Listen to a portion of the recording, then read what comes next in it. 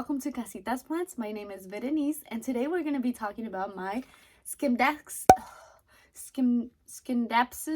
Pictus exotica. We're going to talk about this beautiful, gorgeous vining plant. I've had this plant for over a year. I think I've had it for a pretty long time. I have gotten to know her very well and known how to really care for her, and she's fairly easy. Her care requirements are extremely similar to a pothos. I thought she came from the pothos family, but she's not an epipremne. I cannot see.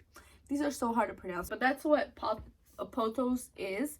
It comes from that family, and this comes from a different family. And I didn't know that. When I purchased this plant, on the tag it says Silver Splash Pothos, and so I thought this came from a pothos family. But as I did more research about this plant, I learned that Scindapsus Pictus and pothos aren't related. Maybe they're cousins, I don't know. But this is an exotica. I don't have the other variety types. I don't know. I only know how to care for this one because this is for the exotica, because this is the one I have. And then the exotica, from what I found out, is that exotica's leaves are just bigger, and I think the variegation is slightly different than the other ones. This plant's leaves, they just look so fabulous. The leaves feel pretty thick, a little bit like sandpaper, kind of. And then the variegation on it is just amazing. Video and pictures don't do justice, but if you see it in person, the best way I can describe this foliage, it's truly a shiny plant. The variegation on here, right here, all these spots you see on here, they are literally silver and they're really shiny. And then when the sun hits this plant, it's shiny, it's cute, it's a beautiful plant, and it's an easy to care for plant. This plant in particular grows all year for me. It grows during the winter, and it grows during the fall, and of course during summer and spring. So I'm going to be talking about the water, light, soil, humidity, fertilizer, and propagation. So first off, for water, it really depends on your soil. So for me, for this plant, I use 60% potting mix, and then I use 40% perlite. And the reason why I use perlite is to help with the aeration and to help with the drainage for the plant, so that the plant doesn't sit in wet, soggy soil for too long. Because if it sits in water for too long, the roots will rot. So it's better to underwater than to overwater. Because when you overwater and the roots rot, that's a big no-no. That's when you start losing leaves. It's kind of like when you cook. It's better to undersalt than to oversalt. Because when you oversalt, it's kind of hard to get out of that. So when you undersalt, all you need is more salt. So also, I want to say, before getting into more of the watering, I want to say that the water also depends on the kind of lighting you have for your plant and the kind of temperature as well. My plant from the top has very little leaves, and that's because there's no light coming from above the plant where I have it, because I have it hanging on my ceiling. On my roof or ceiling? No, roof is outside. Okay, so it's hanging on my ceiling, and yeah, so since it's hanging on my ceiling, I don't have a light for it on top, so it has very, very little leaves on top, and then the leaves that are on top are very small. So yeah, so that's one thing to consider too. And also the temperature in your home as well. So the temperature in my home is pretty hot. We have the heater running right now because it's really cold outside right now. It's winter. So because the heater's running pretty often, and then the heat rises and it is up on the ceiling, this plant gets dried more often, but at the same time, not really, because there's no light for the light to dry the soil, if you know what I'm saying. So for this plant in particular, I water this plant once a month during fall and winter season when it's cold outside and we have the heater running. It's still kind of chilly in my house, so yeah, I only water this plant once a month during that time. And then during summer and spring, especially during summer, I do water this plant once every 2 weeks, and I always make sure to check the soil. If you stick your finger into the soil and your finger comes out pretty dry and you feel the soil dry, then you know it might need watering. Or you can use a moisture meter, and the moisture meter will of course tell you how dry or how wet the soil is.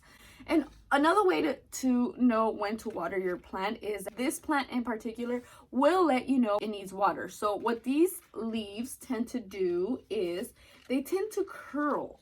So this plant's pretty hydrated right now, and they sort of wilt a little, and that's when you really need water. I personally, for my plant, I don't like when it has to tell me that it needs water, because that's when I find myself losing foliage, and I don't like losing foliage. I really like the way it looks, you know, full and luscious. I don't know if I mentioned, but this plant does trail down just like a pothos. So I have this right here and it's trailing down. I have two of those right here. Yeah, so this plant does really well on a low light condition, but low light doesn't mean no light. So this plant, I do have it hanging on my ceiling, but it does still get light from the window. So it does get light from windows, but it's not like sitting near a window. So this plant does really good on indirect lighting. And the more you have it on direct lighting, like on a window or something, like on a, for me, if I have it like sitting near a window, which I've never have, I've always had it in the same place since I purchased it. And it grows like crazy and the foliage is really big. But I know it would probably grow faster, but I feel like it grows fast already. It's kind of hard. I don't know, because I've always had it in the same spot. But I'm sure if you put it near a window and it gets a lot of indirect lighting, I think this plant would grow even faster and the foliage would probably be even bigger. And now this also plant likes to climb. I think as soon as I propagate this plant, I'm going to put it on a pole so that it can climb. We'll see. But I know the foliage gets really big when it's climbing, and the foliage is already pretty big, as you can see next to my hand. It's already pretty big, so I can't imagine how much bigger this leaf would probably get. Bigger than my face if I have this plant climbing. So I think when I propagate it, I will have it climbing. As far as fertilizer goes, I use worm castings.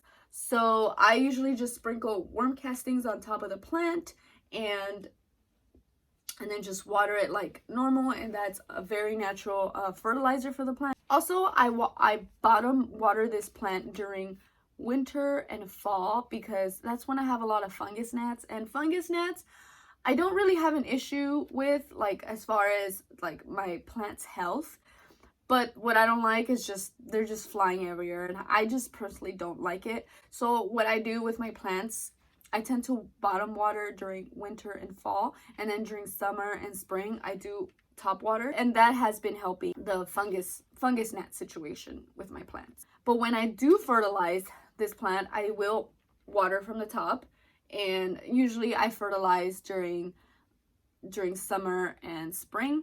Also, when I make white rice and I wash the rice, I tend to save the rice water, and I use the water to bottom water a lot of my plants, and that is a supernatural fertilizer for plants as well. So, and that's a very convenient and cheap way to make some fertilizing water for your plants. Okay, so now humidity. So this plant comes from Southeast Asia, and this plant does like to be in a humidity level. It doesn't like to be too dry, but in my own experience, I don't have a lot of humidity where I have this plant, because once again, like I said, I have the heater running during the winter, and the humidity levels inside of my home where I have most of my plants in my living room, the humidity level is really low. And this plant is doing really well, and the foliage looks fantastic. It looks great. So I really don't know the exact numbers of the humidity level inside my home, but I know it's pretty dry for the most part because of the heater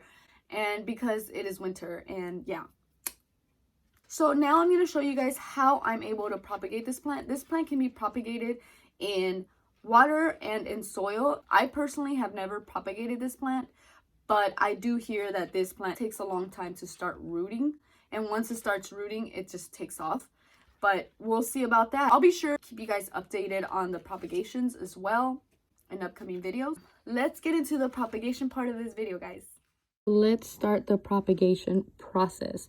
First, I'm going to start off by sanitizing my propagation scissors, and I'm going to use some alcohol to sanitize them. It's important to sanitize your plant tools so that you don't transfer any kind of like infections or I don't know, plant viruses from one plant to another. Helpful to get into the habit of sanitizing them. These are my plant scissors and I got them from Ace Hardware and they're amazing. And then here is my Scindapsus Pictus vine, and you want to cut in between nodes. Nodes are the little, I don't know, the little thing that's poking out.